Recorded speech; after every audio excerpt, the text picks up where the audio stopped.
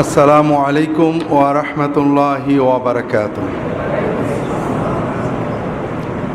ইন্নাল হামদালিল্লাহি নাহমাদুহু ওয়া নাস্তাঈনুহু ওয়া নাস্তাগফিরুহু ওয়া নাউযু বিল্লাহি মিন শুরুরি আনফুসিনা ওয়া মিন সাইয়্যাতি আ'মালিনা। মান ইয়াহদিল্লাহু ফালা মুদিল্লা লাহু ওয়া মান ইউদ্লিলহু ফালা হাদিয়া লাহু। وأشهد أن لا إله إلا الله وحده لا شريك له وأشهد أن محمدا عبده ورسوله صلى الله عليه وعلى آله وأصحابه وبارك وسلم أما بعد। মূলত আজকে নিয়ত ছিল শবে বরাত নিয়ে কিছু আলোচনা করা, কারণ শবে বরাত আমাদের সামনেই, নাকি বলেন? শবে বরাত সামনে না? বরাত মানে কি? ভাগ্য। আমাদের সামনে ভাগ্য। আমার নানি রাহিমাহুল্লাহ রাহমাতান ওয়াসিআ ছোটবেলায় গল্প করতেন, চুটকি আর কি। এক কানা অন্ধ ফকির রাস্তা দিয়ে যাচ্ছে, সামনে একটা গর্ত আছে, তো বাচ্চারা পাশে যে ফকির ফকির বাবা সামনে খানা। আমি আজকে মসজিদে বলছিলাম সামনে খানা, তো ফকির মনে করছে খানা মানে মেজবানি, বলে বাবা বরাত, বাবা বরাত, বাবা ভাগ্যটা আজকে ভালো। এখন ওই বলতে বলতে গর্তের ভিতর পড়ে গেছে বেচারা। আসলে বরাত মানে কি? ভাগ্য। এই ভাগ্য থেকে যত দুর্ভাগ্য। আমরা শবে বরাত সুন্নত, সুন্নতের আলোকে আমরা ঝগড়া দরকার নেই। কোন হুজুর কি করেছেন, আলহামদুলিল্লাহ সব হুজুর ভালো। আমরা রাসূলুল্লাহ সাল্লাল্লাহু আলাইহি ওয়াসাল্লাম কি করেছেন, সাহাবীরা কি করেছেন, এটা আমরা যাচাই করার চেষ্টা করি। আপনাদেরকে গত বছরও হয়তো বলছি, মনে নেই, যেহেতু বছরগুলো প্রসঙ্গ আসে আমরা সংক্ষেপে হলেও জানতে হবে। আর আমার একটা বই আছে কোরআন সুন্নাহর আলোকে শবে বরাত, তাহলে আপনারা নিয়ে যাবেন, যেহেতু শবে বরাত সামনে, বইটা নিয়ে যেতে পারেন। এর ভিতরে হাদিস, কোরআন, তাফসির, ফুকাহাদের মতামত সবই আছে। মুখতাসার হলো, প্রথমত আমরা এখানে সুন্নাত শিখতে আসছি, ঠিক না? সুন্নাত নবীজির সব কিছু। নবীজি যেভাবে বসতেন সেভাবে বসা কি, যেভাবে হাঁটতেন সেভাবে হাঁটা কি, যে শব্দ ব্যবহার করতেন সেটা ব্যবহার করাও সুন্নত। শবে বরাত শব্দ নবীজি ব্যবহার করেননি, সাহাবীরা করেননি, তাবেঈনরা করেননি। এটা প্রায় 500 বছর পরে তৈরি হয়েছে। আমরা আজকে কেন্দ্রীয় মসজিদে আলোচনা করছি। রাসূলুল্লাহ সাল্লাল্লাহু আলাইহি ওয়াসাল্লাম যে পরিভাষা ব্যবহার করেছেন সেটা কি? লাইলাতুন নিসফে মিন শাবান, মধ্য শাবানের রাত। আমরা চেষ্টা করব এই সুন্নতটাকে জিন্দা করার। শবে বরাত নাজায়েজ না, শবে বরাত বলা নাজায়েজ না, কিন্তু নিসফে শাবানের রাত বলা, মধ্য শাবানের রাত বলাটা সুন্নত। আমি বললাম কোরআন হাদিসে শবে বরাত বলে কিছু নেই, কারণ শবে বরাত শব্দ নেই। হয়তো আমি একটু পরেই বলবো যে শবে বরাতের রাত্রে আপনারা এই আমল করতে পারেন, আমি আবার শবে বরাত বললাম, তাহলে বোঝা গেল আমার কন্ট্রাডিকশন। একবার বলছি কোরআন হাদিসে নেই, আবার বলছি শবে বরাতে আমল করবেন। আসলে আমরা বলতে যাচ্ছি শবে বরাত পরিভাষাটা ব্যবহার করা কোরআন হাদিসের দিন না, এটা বললে সওয়াব হবে, এটা কোনো দিন না। তবে সমাজে প্রচলন হয়ে গেছে, আমরা অনেক সময় নামাজ বলি, অনেক সময় সালাত বলি, আমরা অনেক সময় রোজা বলি, অনেক সময় সিয়াম বলি। সিয়াম, সালাত এগুলো ইসলামী পরিভাষা। রোজা, নামাজ এগুলো সিয়াম বা সলাতের তর্জমা না, এগুলো আরেকটা পরিভাষা, ফার্সি পরিভাষা, যেটা আমাদের সমাজে আছে। তারপরেও এটার অর্থ আমরা বুঝি সালাত, এটা বলাতে কোনো দোষ নেই। নামাজ বললে, রোজা বললে কোনো দোষ হবে না, কারণ আমরা সবাই বুঝি নামাজ বলতে মুসলমানদের এই সালাত সিস্টেম বোঝানো হচ্ছে। আবার অনেক বিষয় আছে যেটা আরও দূরে, যেমন আমরা অনেক ঝগড়া করি, আমার বিরুদ্ধে সবারই অভিযোগ, আমি মাঝে মাঝে বলি কোরআন হাদিসে পীর বলে কিছু নেই। আবার আরেক জায়গায় বলছি অমুক পীর সাহেব, আমাদের পীর সাহেব এটা বলেছেন। এই দেখো আব্দুল্লাহ জাহাঙ্গীর খালি কন্ট্রাডিক্টরি কথা বলে। একবার বলছে কোরআন হাদিসে পীর বলে কিছু নেই, আর বলছে আমাদের পীর সাহেব এটা বলেছে। বিষয়টা ওরকম না। আপনি কথাটা শেষ পর্যন্ত শুনলে কি আছে বুঝবেন। আমি বলবো কোরআন হাদিসে নামাজ নেই কিন্তু সালাত তো আছে, রোজা নেই কিন্তু সিয়াম আছে। এখানে আরেকটু দূরত্ব আছে। এখানে পীর কথাটা ফার্সি, এটা আরবি হলো শেখ। কোরআন হাদিসে পীরও নেই, শেখও নেই, অর্থাৎ ফার্সিটাও নেই, আরবিটাও নেই। নামাজের ফার্সি নেই, আরবিটা আছে। রোজার ফার্সি নেই, আরবিটা আছে। কিন্তু পীরের ফার্সিও নেই, আরবিও নেই, কিন্তু আছে। এটার একটা মূল সুন্নত কনসেপশন আছে, সেটা হলো সোহবত, সাহেব, সাথী, সাহচর্য। নেককারদের সাহচর্য কোরআন সুন্নাহ নির্দেশিত একটা ভালো আমল। আপনি মসজিদে নামাজ পড়েন, নেককারদের সাথে মেশেন, এটাও সহবত। ইমাম সাহেবের সাথে মহব্বত রাখেন, আলেমদের, এটাও সহবত। আবার নেককার ভালো, যারা সত্যি নেককার, আল্লাহর ভয় আছে, আল্লাহ বলেছেন কুনু মা সাদিকিন, যাদের ইমানের সত্য, লা ইলাহা বলাই সত্য, শিরিক করে না, মুহাম্মদ রাসূলুল্লাহ বলাই সত্য, বিদআত করে না, আমানতু বিল্লাহি বলাই সত্য, সুন্নত মতো আমল করে, তাকওয়াই সত্য, বউয়ের সাথে কথা বলাই সত্য, সমাজে মানে যাদের ভিতরে সত্য প্রতিভাত, যাদের কথা আল্লাহ কোরআনে সূরা বাকারায় বলেছেন সাদেকিন কারা, ইমানের সত্য, জিহাদের সত্য, তাকওয়াই সত্য, সালাত কায়েম করে, অর্থ ব্যয় করে, জাকাত দেয়, সবর করে, এই কোয়ালিটিগুলো যাদের ভিতরে আছে, এই ধরনের সাদেকিন মুত্তাকিন মানুষদের সাথে সহবতে যাওয়া, বসা, সময় দেওয়া, এটা আমাদের জন্য খুবই উপকারী। এটাই পরিবর্তন করে পীর মুরিদি সিস্টেম হয়েছিল। এখান থেকে অনেক শিরিক, কুফর, বেদাত ঢুকেছে। আবার এটার মাধ্যমে দিন প্রচার হয়েছে। একসময় তাতার যুগের পরে মানুষেরা এই জাতীয় সহবতের মাধ্যমেই দিন শিখত। এটার ভালো মন্দ আছে, কিন্তু যেটা আমরা বলতে চাচ্ছিলাম সেটা হলো, একটা হলো কোরআনে ফার্সি নেই, আরবি আছে, যেমন নামাজ নেই, সালাত আছে, কি বলে রোজা নেই, সিয়াম আছে। আর কিছু জিনিস আছে আরবিও নেই, ফার্সিও নেই, কিন্তু মাফহুমটা আছে, যেমন পীরও নেই, শাইখও নেই, কিন্তু সাহেব আছে। ঠিক শবে বরাতও নেই, লাইলাতুল নিসফ, লাইলাতুল বারাতও নেই। শবে বরাত কি? ফার্সি। আরবি কি? লাইলাতুল বারাত। কোরআনে হাদিসে সাহাবীদের কথায় শবে বরাত নেই, মানে ফার্সি নেই, লাইলাতুল বারাতও নেই। কি আছে? লাইলাতুল নিসফ মিন শাবান আছে। কাজেই আমরা শবে বরাত বা লাইলাতুল বরাত না বলে যদি নিসফে শাবান, মধ্য শাবানের রাত বলি, ভালো হয় না খারাপ হয়? এখানে একটু ইমানটা নাড়াচাড়া করে দেখেন, আপনি নিজেই বুঝতে পারবেন ইমানের হালতটা কি।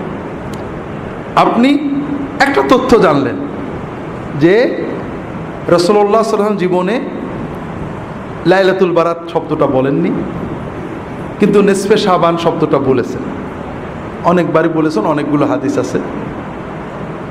সাহাবীরা বলেননি, তাবেঈনরা বলেননি। এই পরিভাষাটা 500 বছর পরে জন্ম, এটা বলাই কোনো দোষ নেই।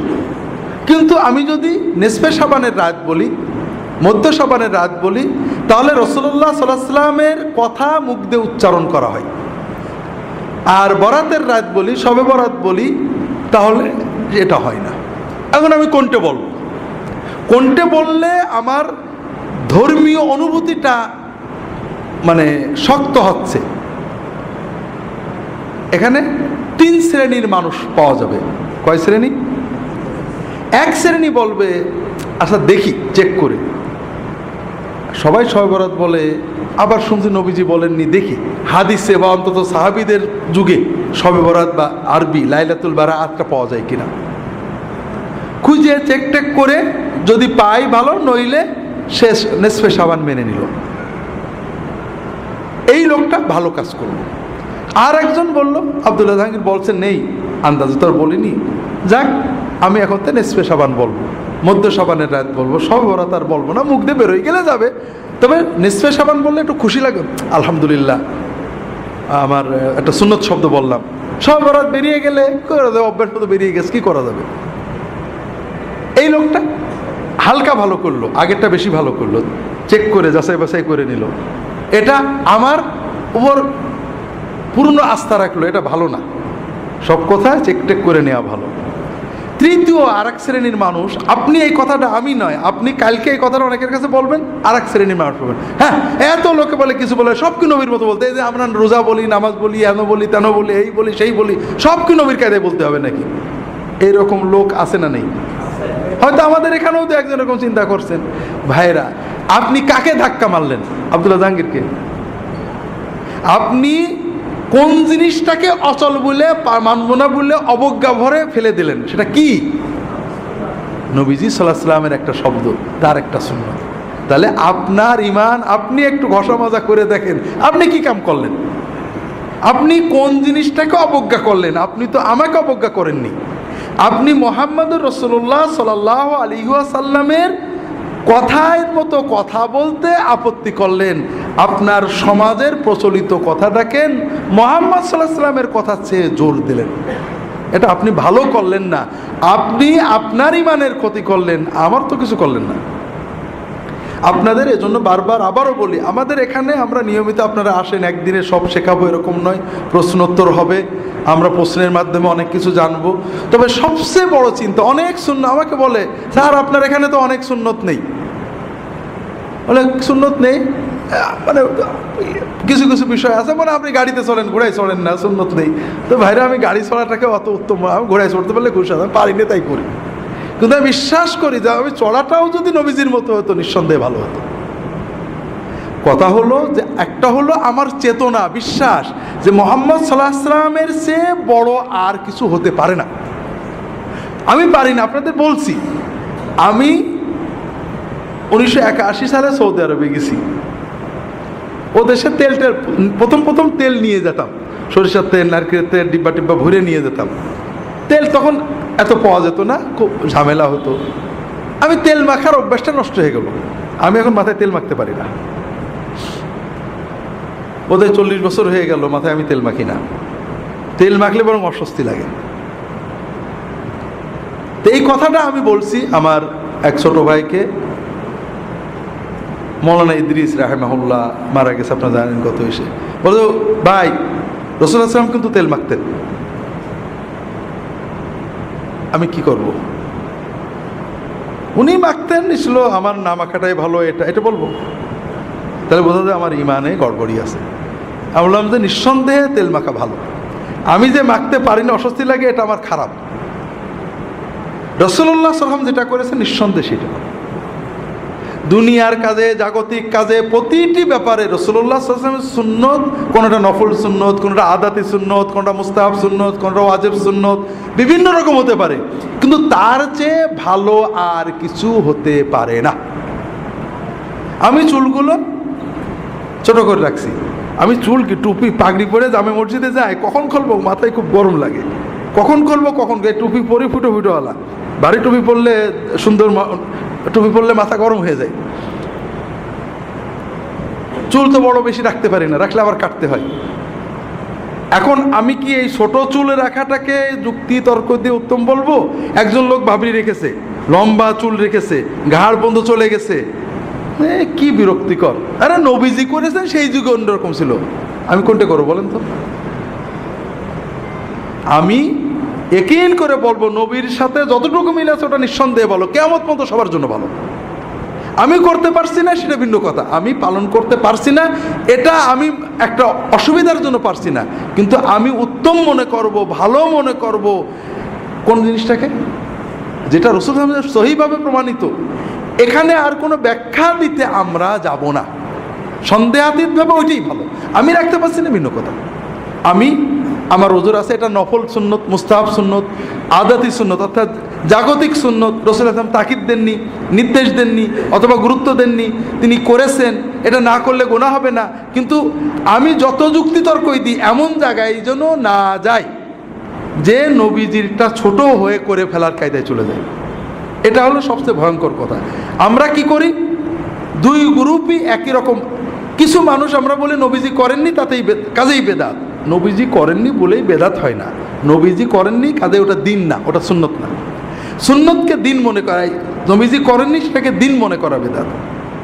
আবার আর এক গ্রুপ নবীজি করেননি কাজেই জায়েজ, এইটা প্রমাণ করতে যে নবীর সুন্নতকে ছোট মনে করেন, এখানে আমাদের ইমানের সাথে সাংঘর্ষিক হয়ে গেল। কাজে প্রতি ক্ষেত্রে আপনারা যেটা সবসময় লক্ষ্য রাখবেন, রাসূলুল্লাহ সাল্লাল্লাহু আলাইহি ওয়াসাল্লাম থেকে কোনো সুন্নত, সেটা ফরজ সুন্নত, মুস্তাহাব সুন্নত, নফল সুন্নত, যাই হোক না কেন, যেটা বর্ণিত হবে তার বিপরীতে আপনার যুক্তি দেবেন না। আপনি যদি জানেন যে এটা সুন্নত, আলহামদুলিল্লাহ ভাই নবীর সুন্নত উত্তম, আমি পারছি না, দোয়া করেন যেন পারি। আর যদি না জানা থাকে তা কি করবেন, আমি দেখব, কিন্তু নবীজির সুন্নতের বিপরীতে কোনো জিনিসকে আনবেন না, কোনো ক্ষেত্রেই না। তো যাই হোক, প্রথম যে বিষয়টা আমরা আলোচনা করলাম যে লাইলাতুন নিসফে মিন শাবান, মধ্য শাবানের রাত, এটা হলো সুন্নত পরিভাষা। আর শবে বরাত, লাইলাতুল বারাত, এটা সুন্নত নয়, এটা পরবর্তী যুগে অনেক পরে, 500 বছর পরে প্রথম আপনি রাসূলুল্লাহ সাল্লাল্লাহু আলাইহি ওয়াসাল্লাম, সাহাবী, তাবেঈন, তাবেঈন, ইমাম আবু হানিফা, শাফি, মালিক, আহমদ ইবনে হাম্বল রাহিমাহুল্লাহ, কারোর যুগে পাবেন না। অনেক পরে এসে এই পরিভাষাটা জন্ম হয়েছে। দ্বিতীয় পর্যায়ে যাই, সুন্নতের ভিতরে নিরাপত্তা। সুন্নতের বাইরে যেটা, এটা বেদাত না হলেও সমস্যা তৈরি করে। যেমন শবে বরাতের ভিতরে আমরা যখন মধ্য শাবানের রাত, এটা কোনো আলাদা উত্তেজনা তৈরি করে না, কিন্তু যখনই আমি বলবো শবে বরাত, তখন আমাদের ভিতরে একটা নির্ধারিত কনসেপশন তৈরি হয়, এটা ভাগ্য রজনী, এটা মুসলমানদের ভাগ্য রজনী। এই যে ধারণা দিচ্ছে এটাও ঠিক না। শবে বরাত গোনা মাপের রজনী। বারাত শব্দের মূল অর্থ ছিল মুক্তি, আরবিতে যে বারাত, আমরা বাংলায় অর্থটা পাল্টে বরাত ভাগ্য হয়ে গেছে, কিন্তু আরবিতে বারাত মানে মুক্তি। শবে বরাতের রাত্রিতে আল্লাহ তাআলা বান্দাদের গোনা মাফ করেন, এটা সহিহ হাদিস দ্বারা প্রমাণিত। কিন্তু এই রাত্রিতে আল্লাহ ভাগ্য দেন, ভাগ্য লেখেন, এটা কোনো হাদিস নেই, কোনো কোরআন নেই। এ মর্মে যত হাদিস আছে সবগুলোই জাল হাদিস। তফসিরে দু একটা কথা বলা হয়েছে, কোনো তফসির কারক সমর্থন করেননি। তাহলে মধ্য শাবান বললে যে সুন্নত চেতনা আসে, শবে বরাত বা ভাগ্য রজনী বললে আমাদের ভিতরে যে চিন্তাটা আসে, এটা আসলে ঠিক না। এরকম অনেক ক্ষেত্রে আছে। যেমন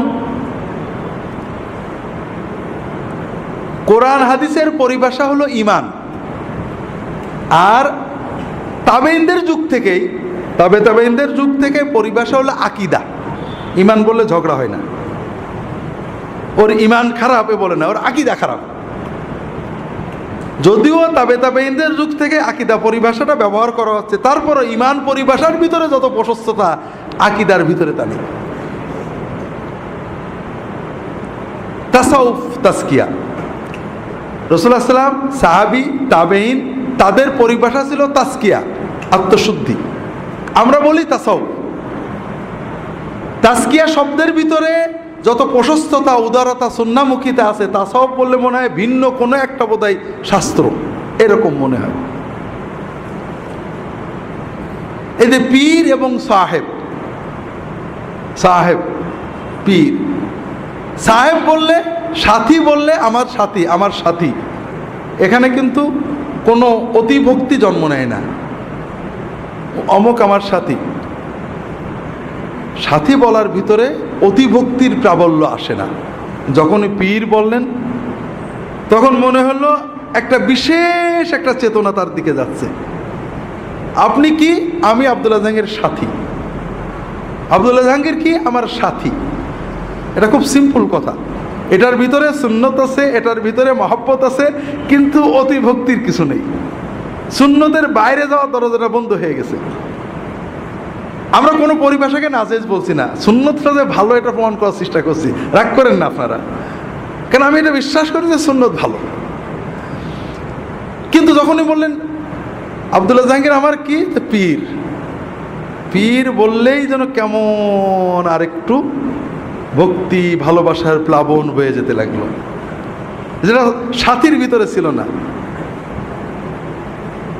আমি ওনার কি মুরিদ, মুরিদ বলার সঙ্গে সঙ্গেই আপনি মুরিদ কার? আমার। মুরিদ মানে কি? চাই, আমার জান প্রাণ দিয়ে একজনকেই চাই, এই হুজুর। তো হলো নাকি? আপনি কাকে চান? কাকে চান আপনি? হ্যাঁ, আপনি আল্লাহকে চান। আমি আপনার সাথী, আল্লাহ পাওয়ার জন্য, আমল শেখার জন্য জজবা আপনি আমার সাথে থাকেন, আর কিছু না। আপনার মুরাদ তো আল্লাহ, আপনি মুরিদ হলেন আল্লাহ, আপনি চাচ্ছেন আল্লাহকে। পরিভাষা তৈরি হয়ে গেছে, হাজার হাজার লক্ষ লক্ষ দিনদার মানুষেরা বলেছেন সব ঠিক আছে, আমরাও বলি, ব্যবহার করি। কিন্তু আমরা ব্যবহার করে করে 1 কোটি মানুষে ব্যবহার করার কারণে মুহাম্মদ সাল্লাল্লাহু আলাইহি ওয়াসাল্লামের ব্যবহারে সেটা দামি হয়ে যায় কিনা? হবে। 100 কোটি লোকে ব্যবহারের কারণে কি সেটা রাসূলুল্লাহ সাল্লাল্লাহু আলাইহি ওয়াসাল্লামের ব্যবহারে সে দামি হয়ে যাবে কিনা? না। তো যাই হোক, আমরা লম্বা করব না। শবে বরাতের আমল, শবে বরাতের 3টে বিষয় বোঝেন। একটা হলো শবে বরাতের রাত্রিতে, অর্থাৎ আবারও বলছি, শবে বরাত বলছি, আপনারা রাগ করেন না, নিসফে শাবানের রাত্রিতে, মধ্য শাবানের রাত্রিতে আল্লাহ তাআলা বান্দাদের গুনাহ মাফ করেন। এটা সহিহ হাদিস। ইন্নাল্লাহা লা ইয়াত্তালিউ ফি লাইলাতিন নিসফি মিন শাবান ইলা ইবাদিহি ফায়াগফিরু লিজামিই খালকিহি ইল্লা লিমুশরিকিন আও মুশাহিন। আল্লাহ তাআলা মধ্য শাবানের রাত্রিতে তার বান্দাদের দিকে দৃষ্টিপাত করেন। আল্লাহ মধ্য শাবানের রাত্রিতে তার বান্দাদের দিকে দৃষ্টিপাত করেন। তখন তিনি 2 শ্রেণীর মানুষ ছাড়া সকল শ্রেণীর সৃষ্টিকে মাফ করে দেন। যাদের ভিতরে শিরক আছে এবং যাদের ভিতরে হিংসা আছে, এই হিংসা এবং শিরক যাদের আছে তাদের ছাড়া বাকি সকল মানুষকে আল্লাহ মাফ করে দেন। তাহলে শবে বরাত হলো একটা কমন বোনাস। আপনি যদি এই রাত্রিতে ঘুমিয়ে থাকেন, জেগে থাকেন, কিন্তু আপনার অন্তরে শিরক নেই, আপনার অন্তরে হিংসা বিদ্বেষ নেই, ইনশাআল্লাহ আপনার নসিবে এই আল্লাহর বোনাসটা এসে যাবে, আপনার অ্যাকাউন্টে আপনার বোনাস জমা হয়ে যাবে। কথাই বুঝতে পেরেছেন? এখন দ্বিতীয় বিষয় হলো আমরা কি করব, আমরা আমল করব কিনা। আমল না করলে, ঘুমিয়ে থাকলেও আপনি এই বোনাস পাবেন। এ ব্যাপারে সহিহ হাদিস পাওয়া যায় না, কিছু জয়ীফ হাদিস আছে। 2টো আমল পাওয়া যায় জয়ীফ হাদিস দ্বারা, বা 3টে আমল পাওয়া যায়। একটা হলো কবর জিয়ারত, আর একটা হলো দোয়া, আর একটা হলো সালাত। এই বিষয়ে যতগুলো হাদিস আছে সবই জয়ীফ। তবে যেহেতু এই রাত্রের ফজিলত সহিহ, এই রাত্রে কেউ যদি অন্যান্য রাতেও তাহাজ্জুদ পড়ে, এই রাত্রে একটু কিছু বেশি পড়েছে, অন্যান্য রাত্রেও দোয়া করে, এই রাত্রে বেশি করেছে, এটা অনেক আলেমই মুস্তাহাব, জায়েজ, বৈধ, সুন্নতের ভিতরে থাকবে বলে মত প্রকাশ করেছেন। আমরাও মনে করি যদি কেউ ব্যক্তিগতভাবে এই রাত্রিতে দোয়া করেন, এই রাত্রিতে আল্লাহর কাছে দোয়া করেন বা সাধারণ তাহাজ্জুদ পড়েন, কিয়ামুল লাইল করেন, এটা নাজায়েজ হবে না, ইনশাআল্লাহ বিদআত হবে না। 3টে কারণে। একটা হলো সুন্নত দ্বারা ফজিলত প্রমাণিত। এখানে জয়ীফ হাদিস দিয়ে কেউ আমল করলে এটা সরাসরি বেদাত বলা ঠিক না। তাবেঈনদের যুগ থেকে কোনো কোনো তাবেঈ এই রাত্রে ইবাদত করেছেন। তবে এই রাত্রিতে ইবাদত মসজিদে যেয়ে করা, সমবেত করা, এটা সকল ইমাম, হানাফি, শাফিঈ, মালিকি, হাম্বলি সবাই বেদাত বলেছেন, মাকরুহ বলেছেন। এটা নিয়ে কোনো মতভেদ নেই। এই রাত্রি ইবাদতের জন্য মসজিদে যাওয়া, দলবদ্ধ হওয়া, সুন্নত ইবাদতও দলবদ্ধ হয়ে করা, এটা বেদাত বলা হয়েছে এবং মাকরুহ বলা হয়েছে। হানাফি ফিকহের সব কিতাবই পাবে। তৃতীয় হলো এই রাত্রিতে ভাগ্য লেখা হয়, এই মর্মে যত কথা আছে সবই জাল কথা। চতুর্থ হলো এই রাতের পরের দিনে রোজা রাখা। আমাদের সমাজে প্রচলন আছে এই লাইলাতুন নিসফে মিন শাবানের পরের দিনে রোজা রাখার ব্যাপারে 2টো হাদিস আছে, 2টোই জাল পর্যায়ে। তবে শবে বরাতে রাসূলুল্লাহ বেশি রোজা রাখতেন, 1 তারিখ থেকে 15 তারিখ পর্যন্ত রোজা রাখতেন। আর 13, 14, 15 রোজা রাখা তো নিয়মিতই সুন্নত। কাজেই যারা রোজা রাখতে চান 13, 14, 15 রাখবেন।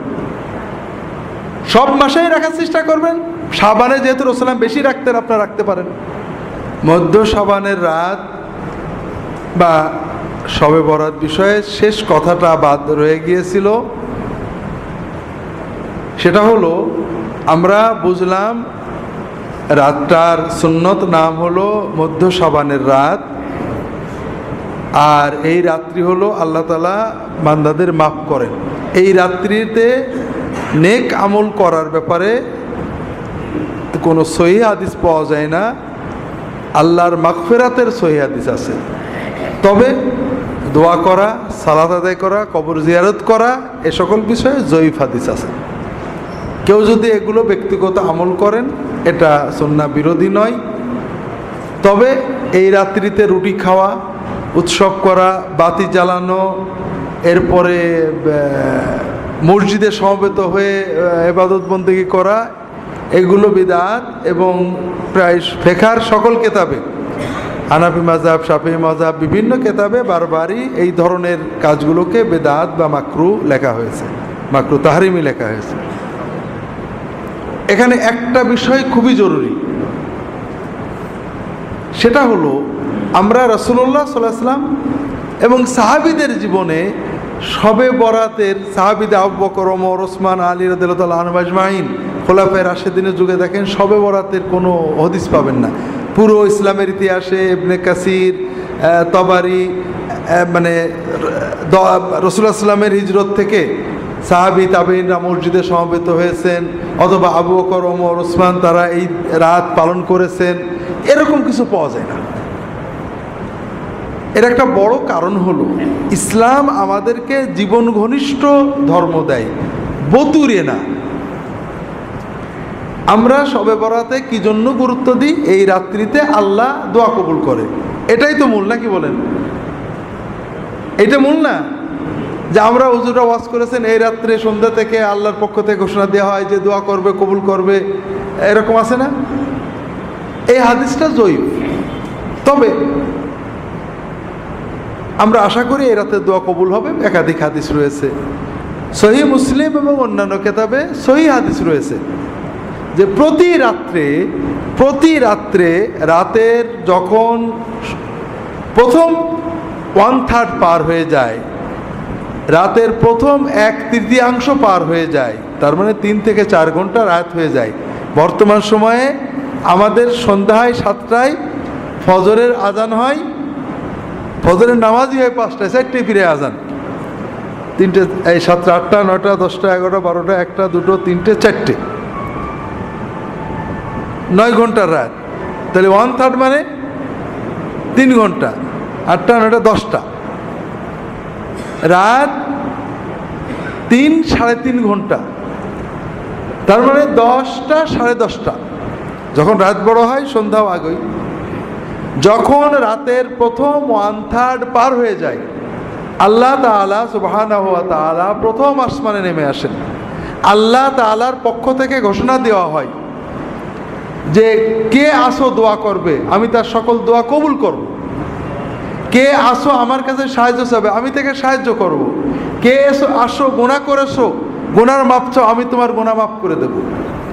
ওয়াযালিকা কুল্লা লাইলা, প্রতি রাতেই এই দোয়া, এই সুযোগ আল্লাহ দিতে থাকে। তাহলে আমরা যদি প্রতি রাতেই রাত 10টা, সাড়ে 10টা বেজে গেলে ঘুমানোর আগে 2-4 রাকাত নামাজ পড়ে আল্লাহর কাছে মন খুলে দোয়াটা করে শুই, তাহলে কিন্তু আমাদের প্রতি রাতই শবে বরাত হয়ে যায়। কথাটা কি আপনারা বুঝতে পেরেছেন? আর এটা হলো ইসলামের মূল শিক্ষা, যে আপনি প্রতি রাতেই আল্লাহর কাছে কিছু চান, কারণ আপনি সারা বছরের চাওয়া একবারে চাওয়া যায় না ভাই। প্রতি রাতে আপনার নগদ যা আছে আল্লাহর কাছে চান, আল্লাহর কাছে মনের আবেগ জানান, আল্লাহ কবুল করবেন, আপনার জীবনটা আল্লাহমুখী হবে, আল্লাহর সাথে সম্পর্ক ঘনিষ্ঠ হবে। পাশাপাশি আলেম ওলামাদের সহবতে যেতে হবে, বইপত্র পড়তে হবে। আল্লাহ তাআলা তৌফিক দান করুন, আমিন।